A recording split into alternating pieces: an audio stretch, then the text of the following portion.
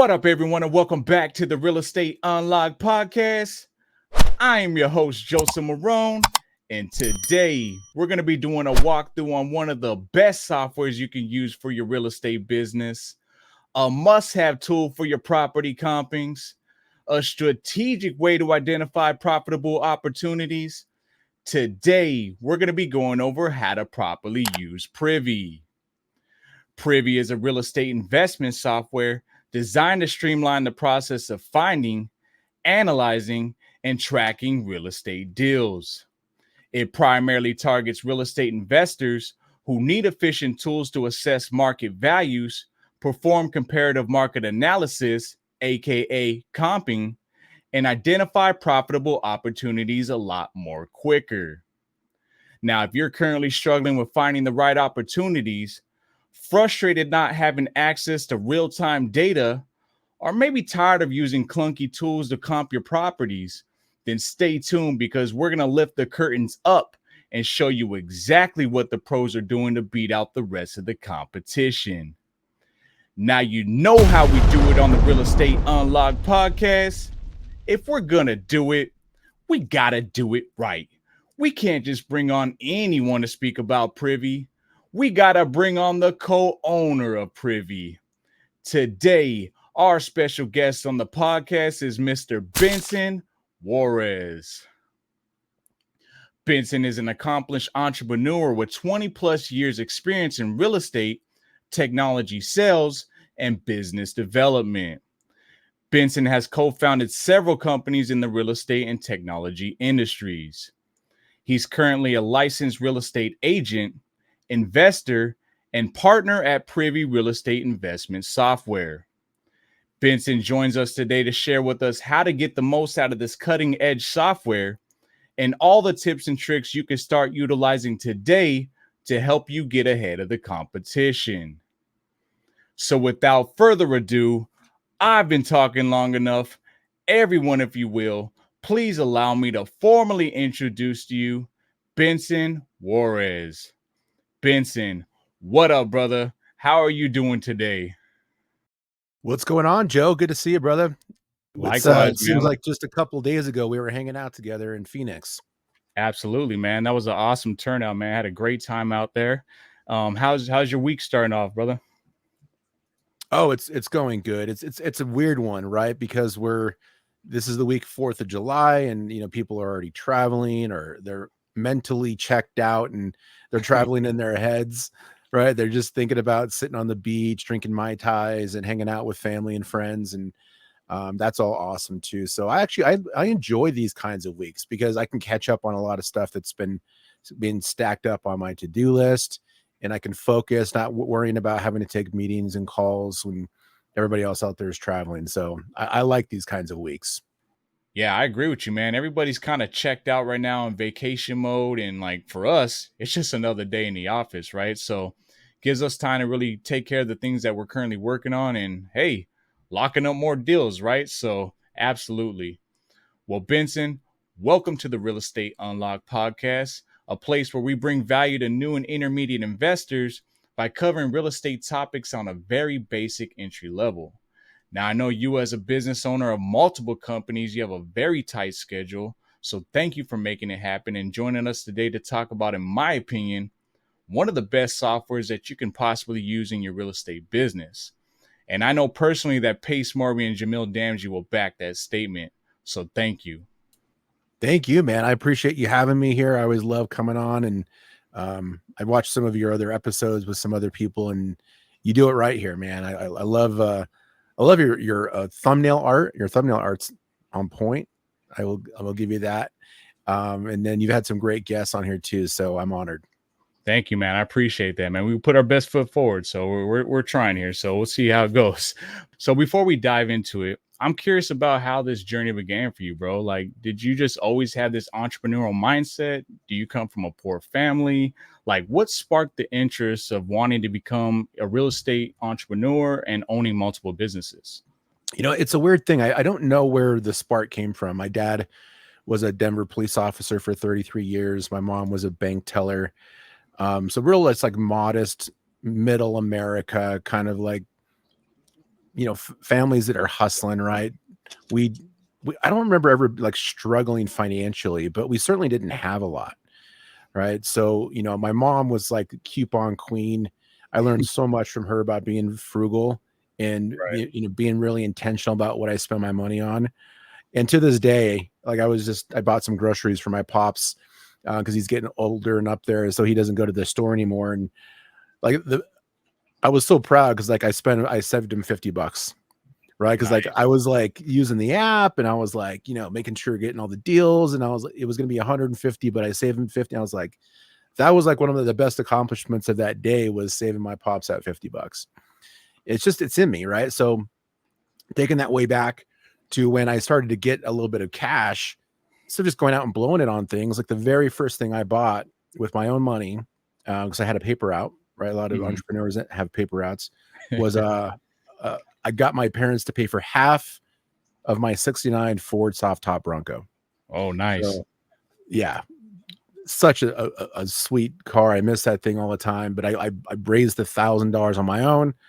My parents did the rest, and that was like my the first investment. But again, it was just kind of in me at an early age of like being very conscious of money, where to spend it. And over the years I've done that same thing. I've taken money that I've earned through business ventures and just earning money and investing it into companies.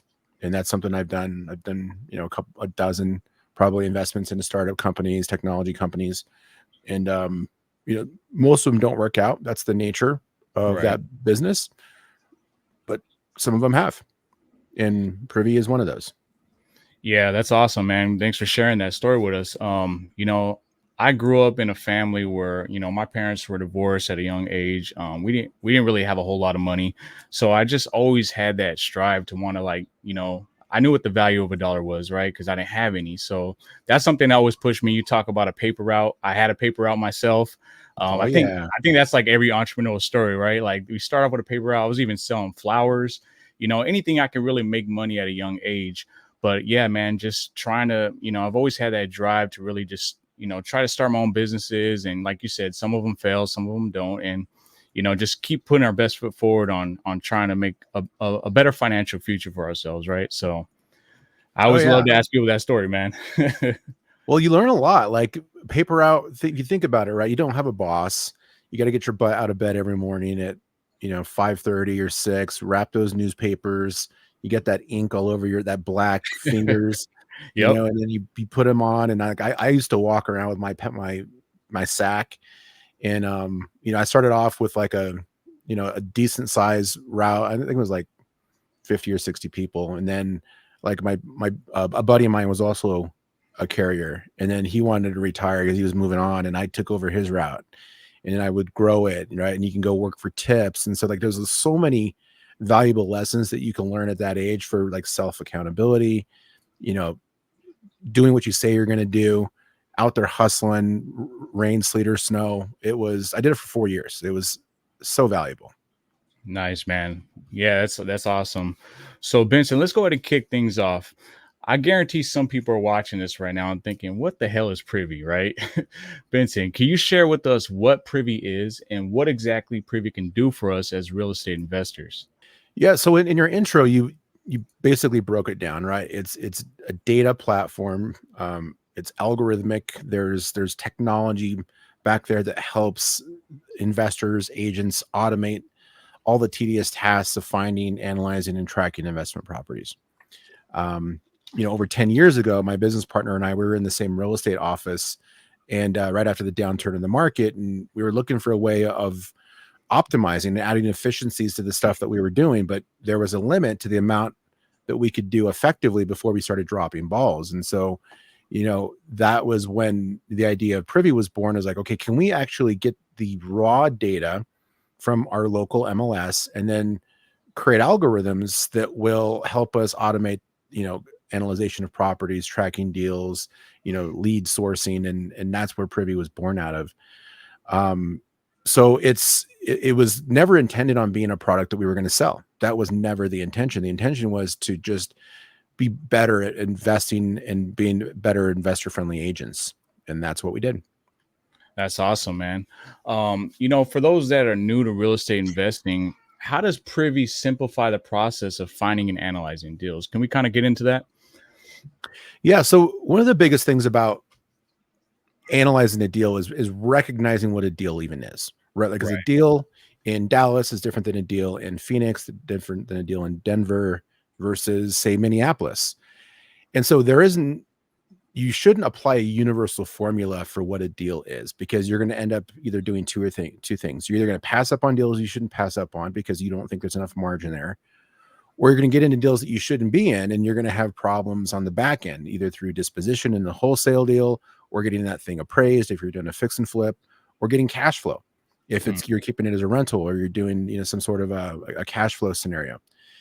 So local market intelligence is where Privy really thrives. That's what really sets us apart from the competition, is we can see what other investors are already having success with. We can see what they're buying properties for, what they're selling them for, what percentage of ARV they're buying them at. And you can understand their buying criteria because we have examples of deals that they've bought in the past. Privy is basically analyzing and pulling comps on every single house in the United States 24/7, all behind the scenes. And then when you type an address in, we're just popping up that stored comparative market analysis for the investor or the agent to use to analyze it quickly and run comps, which with me, even with 20 years of experience and access to the MLS, it could take me an hour or more to Right. properly analyze one property. I can only imagine what the average investor or newer to intermediate investor is trying to do when they don't have all of the resources that I have at my disposal.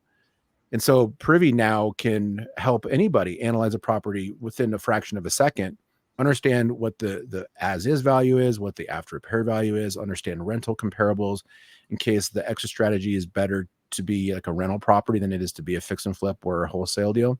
Mm-hmm. And that's all happening in real time. One of the other things that makes us very unique is we're the only platform in the world that has direct to MLS data on scale. So we have a team, and this used to be me, but fortunately I've been able to replace myself, is negotiate directly with MLSs to get access to their raw data. And then we can curate, make that information actionable for real estate activities, real estate investing activities.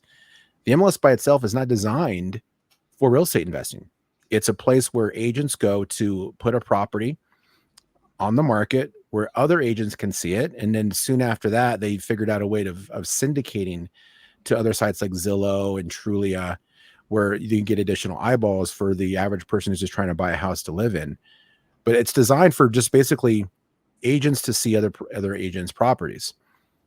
And then once that happens and they close the deal, then that's where it becomes valuable for comping, because the agent's required by their local board of real estate to put that property price back into the MLS so that agents and appraisers could use it for comping and establishing value. Yeah, that's awesome that you guys have direct access. That's one of the main reasons why I love your software. I just don't understand why some of the other platforms are missing that. They've had it before, they removed it, and it really hurts us because we need to see that direct access, right? We need to see real time data and being able to access this data. For some reason, other platforms are missing that marker right there. So I'm glad that It's you guys implemented that. well, it isn't easy to get. Like, you can't just go in and be like, hey, give me your data. They're like, hey, go pound sand, right? They're like, who the heck are you? How are you going to be a good steward of our data? Are you going to resell it? Are you going to, use it for ways that it was never intended to be used? So it's taken us 10 plus years to be able to establish those relationships and build a reputation for ourselves to where now we can go to a new MLS and we can be like, yeah, well, we're with 100 plus already, and we're with all of these, top markets.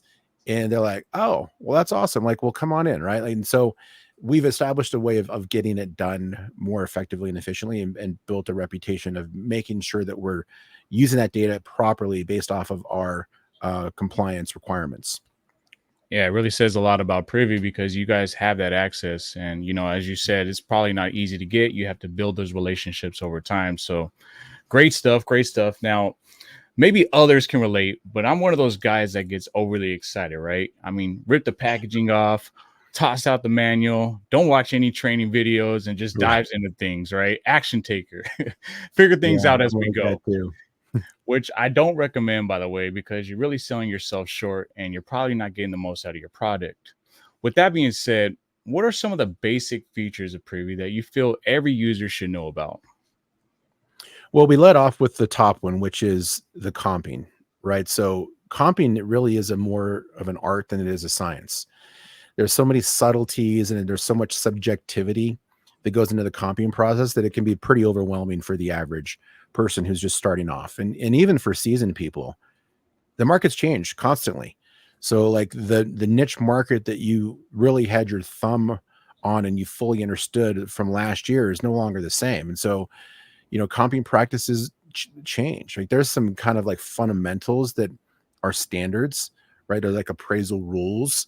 Um, Jamil's one of the best at building that the appraisal rules, his criteria for the best practices, but it's based off of what appraisers do, Mm-hmm. right? And so we've implemented a lot of that philosophy and those processes into the algorithm in for our comping algorithm. But so we'll right out of the box, you'll have like the most relevant comparables just by letting the algorithm do the work. But then we give you the ability to massage that data in case you have like a very unique property, right? So comps means comparable. Comparable means similar property characteristics. And so Mm-hmm. we can give you the most relevant comparables, but let's say you have a ranch, 3-story, 2-bath, or 3-bedroom, 2-bath, and it's in one of those infill lots where like remember a subdivision would come in and they'd build all the houses and there'd be like 2 or 3 lots that they just never built on.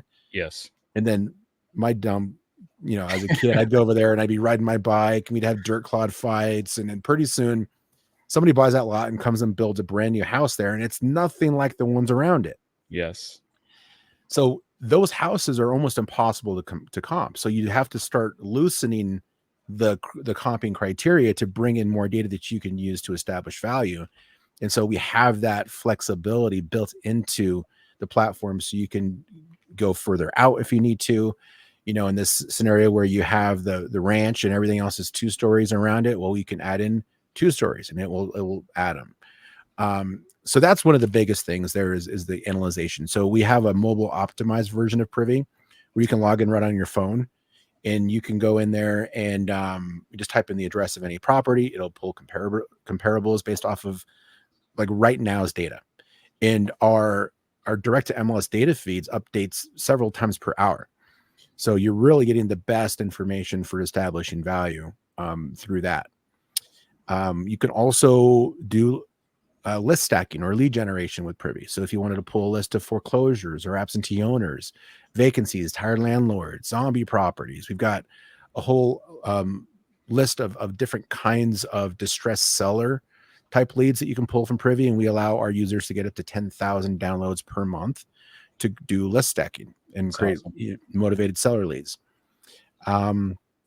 We also one of the biggest things, one of the main strategies that I think a lot of people employ is wholesaling, right? So there's acquisition, which is the lead generation. There's the analyzation, which is all built into Privy, and there's the disposition. And so on the disposition side of the thing, you need cash buyers, right? You need people who have the resources to be able to take a property from you and give you an assignment fee. So we track all that investment activity nationwide. So we know every single flipper, we know every single landlord, and you can basically be very super targeted in making sure that you're targeting a high investment activity area where there's demand for deals, and you can basically export those buyer lists and create a really super like high leveraged list of fix and flippers and landlords who are looking for properties today. And they have the capability of actually closing a deal because they just did. We know that they just closed a deal, and we know based off of the property they just closed, we know that house matches their buying criteria. So if they just closed a 3-bedroom, 2-bath ranch in 80654 and they bought it at 60% of the ARV, well, if you can find another property like that, there's a good chance they'd be interested in it, right? Because we know their history. So those are some of the main things that I think help a lot of our users is local market research, really understanding what a deal is, and then using that as a model for what a deal looks like, and then also talking with buyers who are actually, doing deals, and then being like, hey, listen, I saw you got this house, you got it 60% of the ARV. Are you looking for more properties like that?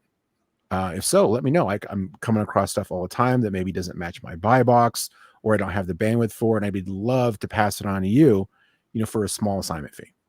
And that's what we help people do.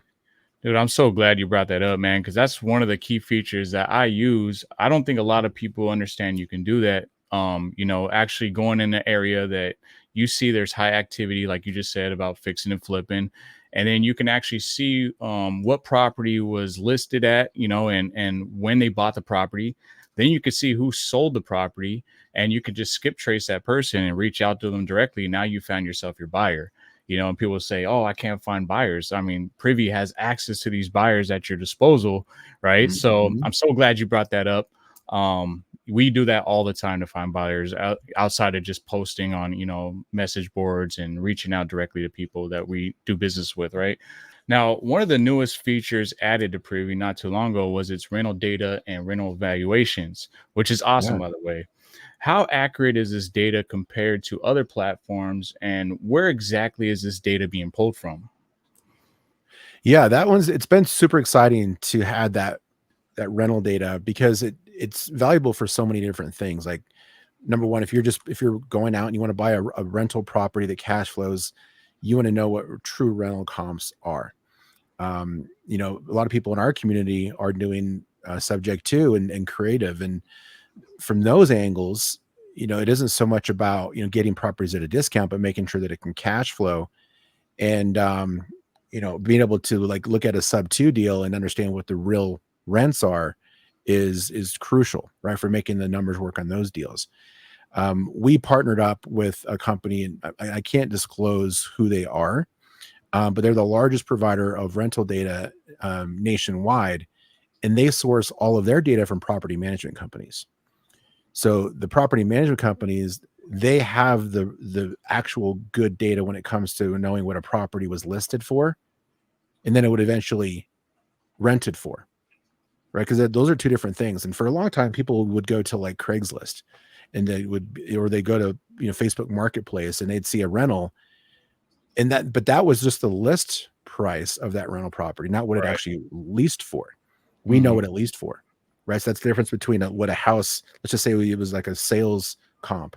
Well, we know what was listed for in the MLS, the price, but we wouldn't know what it would be under contract for, but we would know what the final sold price is. So this is similar to that. Like, the actual leased price of property, and that's very important.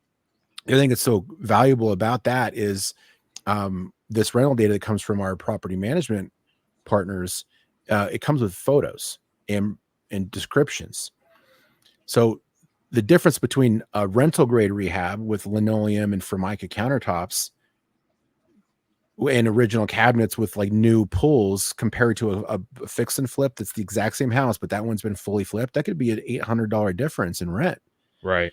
So knowing what condition the house is in and seeing those photos is really important in making sure you're nailing your rental comps and making sure your property will actually cash flow.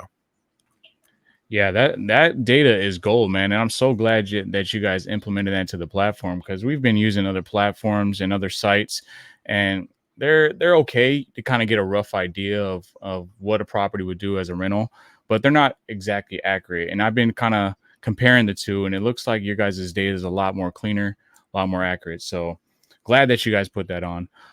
You did talk a little bit about the comping tools of Privy. In my opinion, that's one of the dopest features of Privy and its comping capabilities. Can you explain like how these tools work and why they're so much better to use than other platforms? Like, what did you guys do different here? It's hard to say that what we did different, but because we do have direct to MLS data in over 100 markets, when you're looking at sales comparables that came directly from the MLS, that's going to be the most valuable comping data, right? And it's the most timely as well. And there's about 10 states that are non-disclosure states, including like Texas and Oklahoma.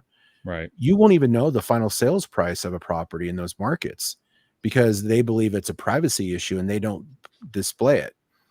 So even if I don't know how anybody is doing deals in Texas if they don't have direct to MLS like we do. And the reason why we can have it and why other platforms don't is because we're not a publicly facing website. We're not like a Zillow or a Redfin or some other platform where someone can just go on the internet and see those prices. You actually have to have registered and signed up for Privy, and we have your data in our system. That's the only reason why we can show it to you. So it's a private system where we can show you the actual sold price of a property. And in most cases, we still have the photos too. And those are all things that you won't get off of a normal site out there, or even most of our competitors. No, that's a good point that you brought up with the MLS. I mean, you're an investor, man. You've tried these other platforms, and to be honest, man, some of their stuff is just very inaccurate, right? Like you comp a property and you're just like, this data is outdated. It's not accurate data.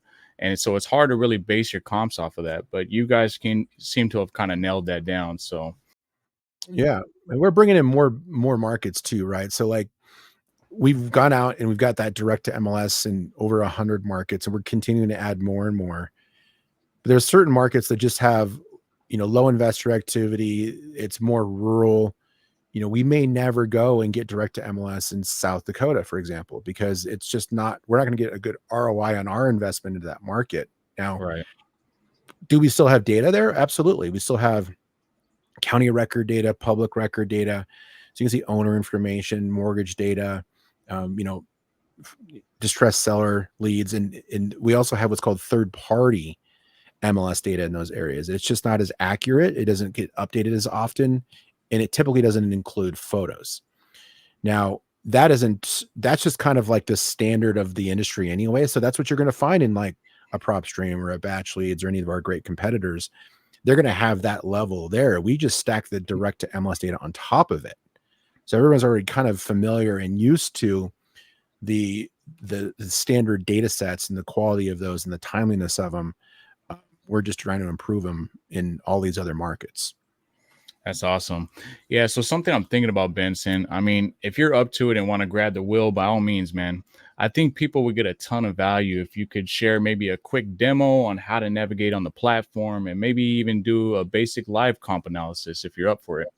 Yeah, sure. Let me go ahead and get this set up here.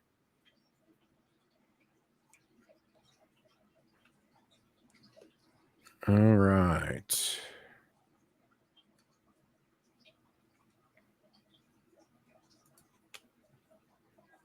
Okay, my screen. Yeah, I can see it perfect. Very cool.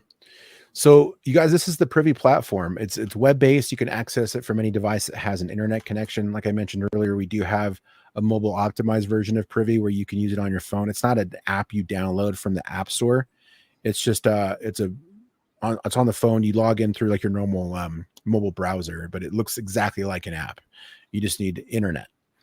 And so right here on the map, you can see where the blue areas are at is where we've already negotiated those direct to MLS data feeds. Anything that's pink is markets that we're currently working on in some way or another. And then where you see yellow and gray is that third party and county record data. So you're going to be able to still operate in, say, Casper, Wyoming, if you wanted to. It's just the experience is going to be a little different than if you're down here in Denver. All right. Now, earlier I mentioned that if you wanted to run comps on any property, all you got to do is just type the address right in here to the search bar. And then Privy will build a comparative market analysis, pull comps on it, show you the photos, show you the actual the comparables with the understanding that those are like properties, right? We've already matched it all up for you using the comping algorithm. Same processes like what you would do if you did it manually. And by the way, a lot of people think that the MLS is like the holy grail of comping data. And it's the source of the data, but it's still manual. Like if you're an agent and you log in your MLS, you're still manually going in and trying to figure out what comps are. There's no algorithm that does it. And that's one of the cool things about Privy is it's all automated, and in a fraction of a second, you can start to understand, what the value is of home. Over here on the left is where we're tracking that investment activity. So earlier I said that the best way to understand what a deal is to look at like what was the house that just closed a couple of days ago that was fix and flip or it was purchased as a rental. That will really help you to understand what a deal is today. So this button right here, if I click fix and flip, that's going to plot on the map where all the fix and flip activity is nationwide. And then you're able to really see which markets are hot and which ones aren't. So wherever you see blue are markets that are hot, where there's lots of investment activity. The larger the circle, the higher the number, the more activity there is. And Joe, what I've learned over the years is that most investors, and I'm using investors as kind of like the catch-all for anybody who's doing deals, wholesalers, fix and flippers, landlords, they typically look for deals where they live because it's convenient, it's what's comfortable, it's what they know. And most of the people just don't know better to believe that, okay, well, if I live in South Dakota, like there's no one doing deals here. Mm-hmm. So even if I had a quote unquote motivated seller who's say in Sioux Falls, South Dakota, and I go in there and I try to run comps, maybe I'll find a comparable of a property, but it's most likely not going to be renovated. And the only way that we can accurately determine the after repair value of a house is by comparing our subject property to a house that was just fixed and flipped and sold recently. Right. So the strategy that I teach is called the reverse REI strategy. You begin with the end in mind. Instead of just looking for deals where I live because it's convenient, I'm very specific and intentional about where I look for deals, because that way, if I end up finding a lead in an area like Sioux Falls, there's no comps, I just wasted all my time because I'm not going to be able to make the numbers work. The only way you can make the numbers work on a property where it's unrenovated and you got a bunch of unrenovated comparables is to submit a really low ball offer, because you have to make the margins. And what that does is that increases the chances that you're going to offend somebody, right? They're going to be like, oh, I can't believe you submitted that low ball offer to me. In a high investor activity area, you can offer asking price or even go over asking price and still find properties that are at 40, 50, 60% of the after repair value, because the houses around them that are driving the value for those neighborhoods are fix and flips. The unrenovated house isn't a deal unless you've got a fix and flipped house that creates the margin. That's the easiest way to find a deal, is to find the unrenovated home that's down the street that was fixed and flipped and sold yesterday. Right. So when I look at the map here, there are several markets that we might consider, right? So if you guys are watching or thinking about, well, I'm thinking about doing something virtual, or, I'm thinking about doing something outside my local market. Well, some markets you might consider are Milwaukee, Chicago, Indianapolis, St. Louis, Kansas City, Cleveland, Philadelphia, Atlanta, Nashville, Charlotte,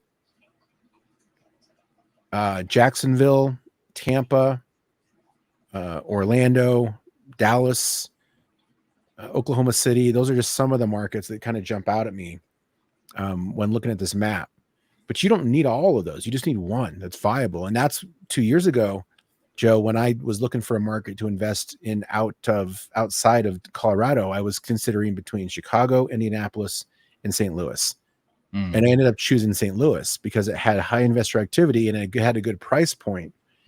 And based off the data that I was seeing, I could find viable deals there. So I just basically did deals there virtually for, good 6 months, doing 100% virtual wholesale on market leads.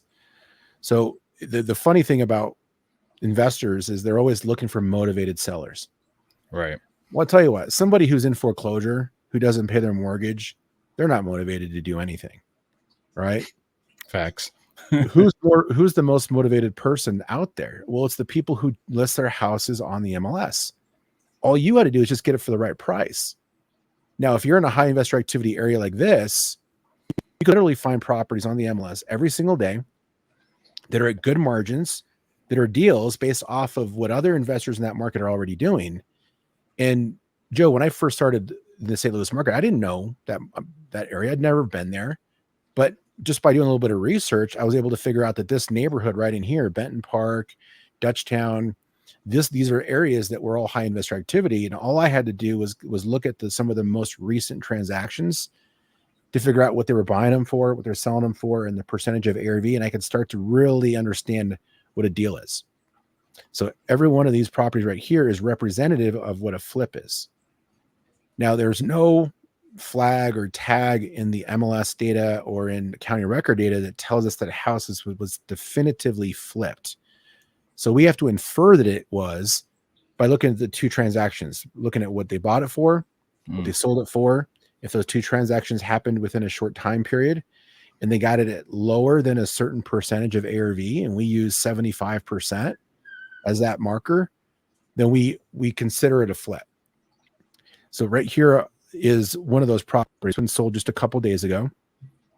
If I click this property card, it's going to open up this report, which is called a comparative market analysis, or a CMA.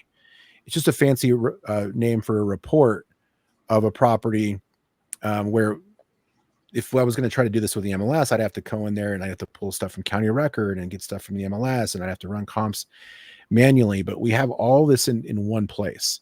So here's the property remarks. If you're licensed as an agent, we can show you the agent and office information. The algorithm automatically pulls comps. So these are all the properties that are true comparables based off of a 1,700 square foot ranch, all within a half a mile of the subject property, which is in the center of this box. And then below that, we have this little thing called settings. And this is where I said you can massage the data to get more data points in to help you establish value. But if you see here, we got 17 solds, 1 pending, 2 rentals. If I click all, that actually removes the comping algorithm. And we're going to see there's a lot more properties here that we hid. Like there's 90 sold properties in that area. We hid 85% of all the houses because they weren't similar enough to this. Right. That's what somebody would have to do manually if they were trying to. Just think how long it would take you to get rid of those properties. It would take you all day to do one. So now we got under contract, pending, active comparables, and there's actually 45 rental comps. So we hid 42 properties that were rental comps that didn't have the same number of bedrooms and bathrooms as our subject property did. Yeah, sometimes we have to open that up because we can't find a comparable property within the nearest area or subdivision of the property we're currently comping. So sometimes we do have to open that up just to kind of, get more variety. Yeah. Sometimes you need to, right? Because it's just the availability of the data isn't there. We also have like a drawing tool here. See how this comp zone crossed over this major road? Well, we actually give you the ability of just going in and redrawing this comp zone based off of what we see here and based off of like standard comping rules. But because the algorithm uses a half a mile, sometimes you cross over roads like this, but it's really easily editable. And now this adjusts not only the properties that are on the map, but also in the table view, making sure we're only looking at the most relevant ones. And then below that, Joe, is one of my favorite features, but I get people telling me this all the time that they love this feature where you can see the before and after. Yep. So the property was purchased in January of this year, and this is what it looked like before it was fixed and flipped. We love it, man. We get to see the before and after and see what the fix and flipper did to it. We get some ideas from him. Oh, yeah. You can get ideas and you can figure out, where the bar has been set. Like, is this a neighborhood where you can get away with a rental grade rehab, or do you get to do something more high end that has, granite countertops and, crown molding and maybe like a sub-zero freezer with a Viking, stovetop. You don't want to build because it's what you saw on some fix and flip show on TV, right? Like if you need to be in that sweet spot so you don't leave money on the table. But this one came out amazing. That one came out really good. They did this in 5 months, right? Which is, that's a little long. But when you look at the timelines here, 130 days under construction, 31 days on days on market for a whole time of 161 days. And then we can see here, look at the numbers. So they got this from the MLS, no marketing. They didn't have to be a salesperson. They didn't have to go knock on doors or drive for dollars. They went to the most motivated seller out there, which was this person, and they got it at 54% of the ARV. And they ended up grossing $185,000 on this property. How do you know that they got it from the MLS? Because there's an MLS ID right here. Okay. And we got all the photos. Got it. Okay. If this was off market, it would have been a street view, and then it would have said public records right here. Oh, so glad you brought that up. I didn't even know that. Good info. Yeah, and that's good too. Like if we think about, okay, like if I want to build a list of buyers and I know that a buyer will buy from the MLS, well, then I don't have to convince him that getting deals from the MLS is a good idea because he already did it. So that was one of my very first strategies that I did when I started doing stuff in St. Louis, is like I wanted to find buyers like Sella Properties, because I was doing all my lead gen from the MLS.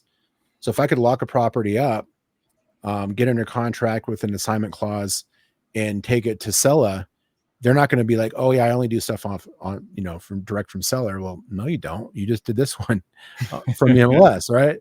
And if I can find another property for you that's at 54% of the ARV or lower, that's in 63139, that's in a similar condition to that one, would you be interested in it? They're going to be like, yeah, of course I would. Right. And so then I had those buyers that I knew would buy from the MLS. I knew what percentage of ARV they would buy at, and I knew they had the capability to actually close a deal. That was how I started to build my buyers list. And I just started reaching out, building those relationships, and really, getting that buy box super dialed in. But I already was privy to what their buy box was before I even talked to them, because I'm looking at a house they just closed. Right. The other thing that I wanted to do was find an investor-friendly agent who could be my eyes and ears and boots on the ground. And so right here, see Susan Raimondo, it was the agent that represented this flipper. And so if you're trying to find investor-friendly agents, the easiest way to find them is not by just Googling the internet and been looking for investor-friendly agents. It's just to look at the last closed transaction and see who's actually working with investors. And we know that Susan is here because she represented this flipper on this deal. Oh, you mean we don't got to use Bigger Pockets website? No, you don't need to. And the people that are on Bigger Pockets, those are people that are paying to be there. Right. So if they've got enough money, they can be on there as an investor-friendly agent or investor-focused agent. But are they really doing transactions? Do they know how to run numbers? Do they know how to close a deal? Who knows? But we know Susan does, because she just represented Sella on this fix and flip. It'd be cool if you can click on Sella Properties and then you could see all the flips they've done in the area. That'd be pretty cool. I don't think you could probably implement that, but that would be pretty cool. We actually have plans of doing something like that in the near future. I think we're calling it connected properties, but we don't currently do that. But that is definitely a use case for that. But if I know they did at least one deal, that's enough for me to at least start a conversation with them. So we got mortgage data here as well. We got the property history. So you can see here, like if there's price reductions or if there's status changes, obviously the tax assessed value as well. But this is a buyer, right? So sell up. So if I come back over here and I click download, I can download 157 buyers into a CSV file. And then I can take that file and go to like my favorite skip tracing company, skip trace them, get phone numbers, email addresses, and start reaching out to those people, and then getting to have a conversation with them and get their buy box dialed in, and then get them on my list.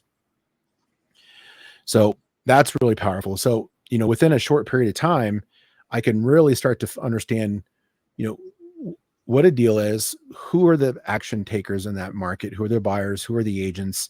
I can start to assemble my team. And then I can flip the switch and start looking for deals out there. So, but this is where I would market. So if I was going to pull a list of, say, foreclosures, I would pull out of this neighborhood, because I know this is where the demand is. And I know this is where my comps are located, right? Comps is what is going to drive value. If I was in Sioux Falls, South Dakota, I wouldn't have any of this comping data to help me establish ARV on a property that I might find there. So then you have to lowball. But with this, if I can find the unrenovated house that's down the street from this house right here that just was flipped and sold for $258, then I can find a deal, just like Sella did from the MLS. And how do you select that pre-foreclosure criteria on there? Oh, it's right here in the filter. So down here at the bottom of the filter are the options. So pre-foreclosures, foreclosures, all of these are distressed seller opportunities, and you can pull them. But again, you want to be very super specific about where you're pulling your list from. You had a way better ROI on your marketing efforts if you target a high investor activity area like this than if you're targeting a low to moderate investor activity area. Yeah, I wanted you to point that out just in case somebody didn't know how to find that data.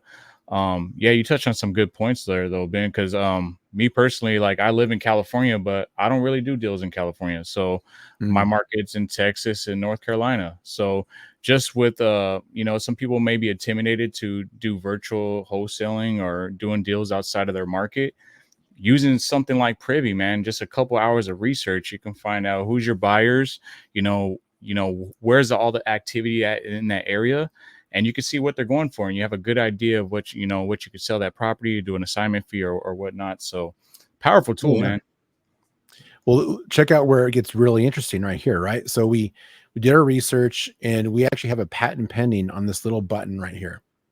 It looks pretty pretty basic, right? Find button. Yep. So this button right here, what it's going to do is it will take all of this closed data and it basically reverse engineers it. It uses all this data to basically model what a successful deal looks like. And then it will find properties you can buy today. They're like these deals here. So let me just click this one button. And it's basically just a filter that we've turned into like a one-click button just for optimizing our clients' deal flow. But here's some properties that you can buy right now that could be good deals. Right? Look at some of the prices on these things. Yeah, like just crazy. 20,000, so, like less than a car. Oh yeah, it's insane. So let's look at a couple of these properties. So you got that patent, huh? That button? Patent pending. Patent pending. Okay. Patent pending. Yeah, that's awesome. So here's an example of one, right? So this house right here, it's a 4.2. It's 65 grand. We have all these tags here. So if we're looking for different layers of motivation, one, we know they want to sell it. They put on the MLS. We know they want to sell it for 65 grand. And these people are absentee owners. They own it free and clear. It's currently vacant. There was an interfamily transfer recently, so they transferred title to somebody else. Like this thing is full of motivation. So it's this property card right here. It's going to pull up the comparative market analysis for this house. And then right here, like a lot of people will use keywords as a way of identifying potential leads. Look at attention rehabbers, investors, right? Like as is, like all that stuff you like to see. But what sucks about keywords is that like you're left beholden to what the agent decides to put in the description.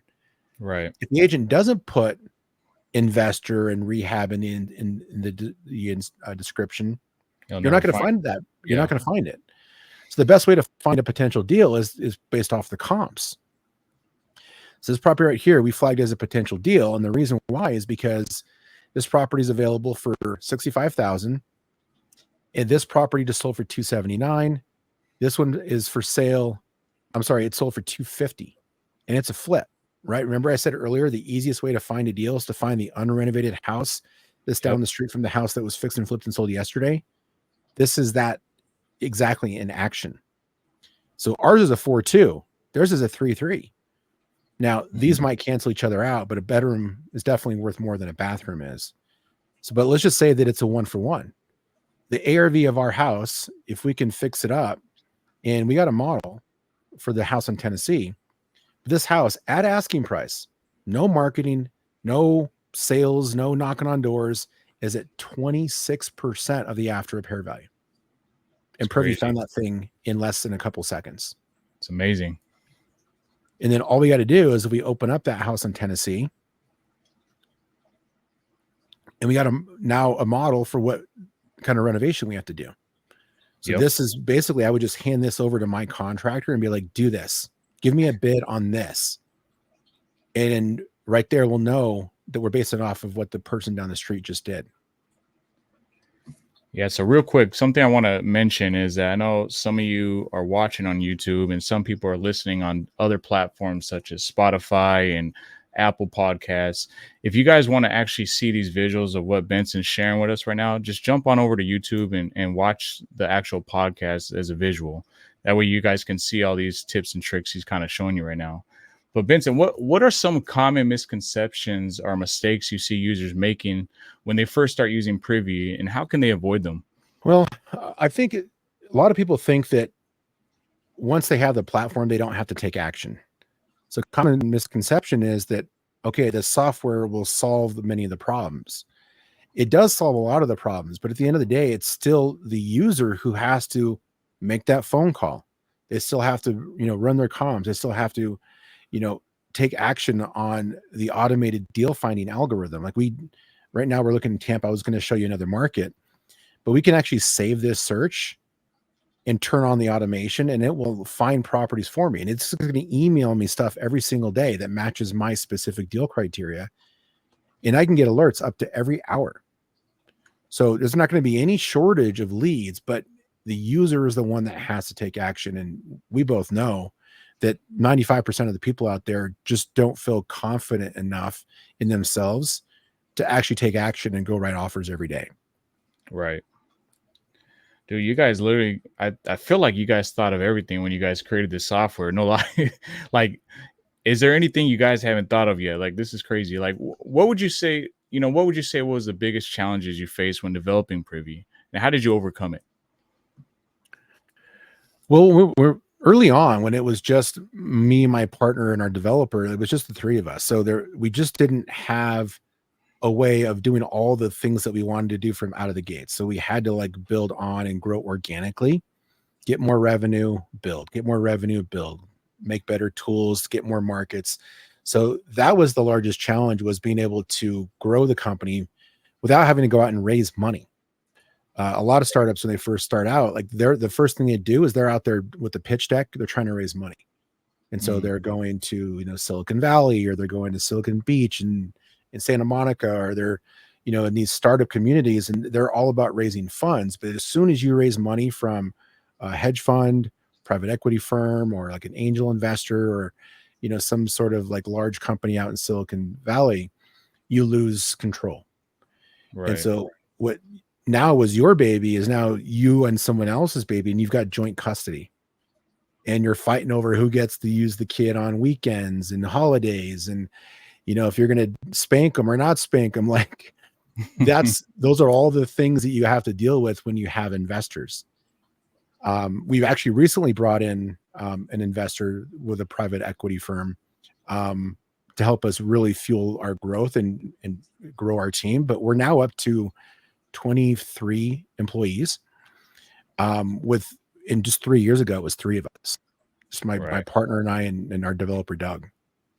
So really put in a lot of work, really grateful to, the communities of people coming on, and our great partners like Jamil and Pace. So we've been able to really kind of keep control of this thing and grow it the right way, and not grow it too fast. People hear like 10, you guys have been around for 10 years. Yeah, we grow it 100% organically. And the first couple of years, we didn't even sell it. Like, it was just in a tool for ourselves to use. So it's been a crazy ride. It's been a lot of fun. We're still building. We're building a lot more things. One of the things that we've done recently is added in more benefits for our agent clients. So when an agent uses Privy, you can see right here, like they can show themselves as an investor-friendly agent in our system, and then get leads. We also have just launched an enterprise version of Privy, where, say, like a private money lender or like a hard money lender can buy accounts for their customers. And then when they log in, it'll be branded with the private money lender or the title company or the brokerage up here in the upper right-hand corner. And the investor gets to use that account at no cost, because it's funded by that larger company. So that's something we just launched recently too, which is really, really exciting. That's awesome, man. You guys are doing a hell of a job. That's for sure. Thank you, man. You talked about earlier, we were in Scottsdale, and one of the things brought up in our meeting, we were talking about change, right? And adapting. So we're currently living in one of the greatest periods of change in human history. Companies have to evolve proactively to keep up with the people they serve. And Benson, I think you would agree that smart business owners need to adapt to change, or you end up becoming the next Blockbuster or Circuit City, if you will. Now, looking towards the future, or should I even say the present, how do you see AI and other emerging technologies influencing Privy? Are there any plans to integrate like new tech that can enhance user experiences or possibly even offer new capabilities? Yeah, there are. There is no concrete plans, but we're keeping a close eye on how AI is developing. One of the challenges with AI is it moves so quickly. Right. And with us, if we start building a feature today, it might not be ready to roll out for 6 months. Like it depends on how complex it is. But just think how much AI will change in just even the next 2 or 3 months. Oh, it's changing every day. So if we start building something now, in 3 months, it's obsolete, Yep. right? Potentially. Right. So there's a real challenge there on how to implement artificial intelligence into any software platform, knowing how quickly those development cycles are changing.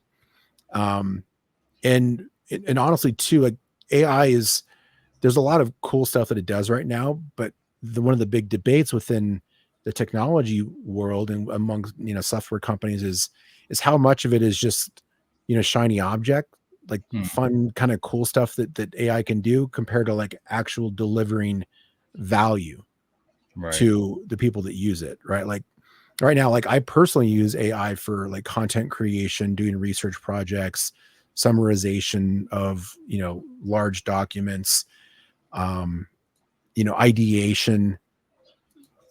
And those are some of the I see like the real practical uses of it. But as far as like how it could be leveraged in a Privy at a deep level to help with the things that we already do, I'm not 100% sure what's going to happen there.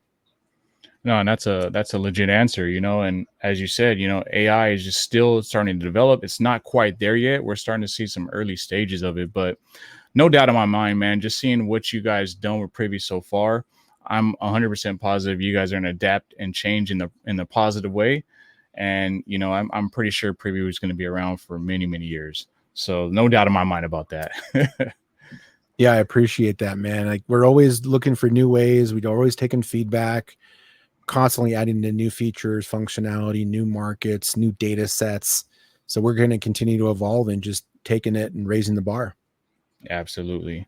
Now, I think we covered most of the basics and groundwork here on how to get started with Privy and how to utilize it properly to get the most out of its features. But is there anything you can think of that we might have missed or didn't cover here today? I just want to make sure everyone is gaining value here and not leaving this episode with unanswered questions or any key points we failed to touch on. Oh man, there's so much. I mean, Joe, we could spend hours and hours and hours going over all this stuff. We could. So we kind of just scratched the surface. I think the best thing for anybody to do who's interested in it is to just get in and use it. Like Right. it's such an inexpensive platform to use, that you know we have people who are generating hundreds of thousands of dollars in assignment fees, or they're closing fix and flips, or they're funding rental properties. For our platform, which is less than 150 bucks a month, like it really delivers a meaningful impact and value to all of our users. Yeah, I couldn't agree with you more there. Well, awesome. Benson, you crush it here today, bro. You're a valuable asset to this industry. You're not Thank only you. here providing value to people, but you're innovating and putting tools in place so people like you and I and everybody else here that's watching here today can utilize and help them put themselves in the best position as possible to close more deals and provide for our families, getting us all one step closer to financial freedom. So thank you, brother. Oh, it's my pleasure, man. Thank you so much for having me. I always enjoy doing these sorts of things, and it's been a ball hanging out with you. Yeah, same here, man. Where can people get a hold of you, Benson? Well, I'm all over social. My main platforms are, if you just Google me on YouTube, you'll find my channel. We've got a really cool podcast that we publish called the REI Hacker Podcast. Lots of really cool guests and insights into the industry and inspirational stories, and from all different walks of life, but mainly focus on in real estate investing and entrepreneurship. If you're on Instagram, it's Benson underscore REI. On TikTok, on Benson REI. And we're always putting out cool clips and tips and tricks and stuff out on all those social media platforms. So yeah, follow me, check it out. Awesome, man. Everybody go check out Benson's podcast. Go subscribe and make sure you guys are following him on Instagram. Now, if you guys are finding value from this podcast, don't forget to show your boy some love. If you like what we're bringing you, don't forget to subscribe. It helps us play into the algorithm so we can reach a broader audience. We're out here to serve and help as many people as possible, so be much appreciated. Make sure to also smash that like button and drop a comment down below if you learned something new about Privy or if you're thinking about joining. Appreciate all the continued support. And guys, stay tuned because we're bringing these episodes to you every 2 weeks. I got some awesome topics and guests coming up next that will change the entire way you do business. Best believe I'm going to keep bringing you that fire. Thank you, Benson. Peace. Thank you so much. Take care, man.